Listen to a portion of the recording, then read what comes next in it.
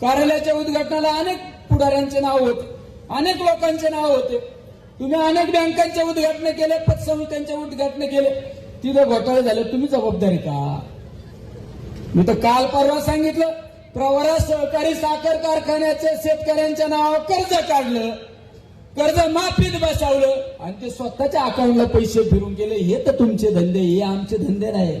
आम्ही गरीब आहे, आम्ही गरीब आहे, पण स्वाभिमानाने खातो. आम्ही दुसऱ्याच्या ताटातलं ओढून खात नाही, हे सुद्धा या ठिकाणी सांगतो. अरे याच नगर शहरामध्ये पटवर्धन सहकारी पतसंस्था नंदकुमार पवार साहेबांची ती पतसंस्था अडचणीत आली. ती पतसंस्था अडचणीत आल्यानंतर तुम्ही प्रवरा सहकारी बँकेला ती हँडओव्हर केली. माझे गोरगरीब ठेवीदार मरून गेले बिचाऱ्यांचे, पण पैसे काढून देताना आले.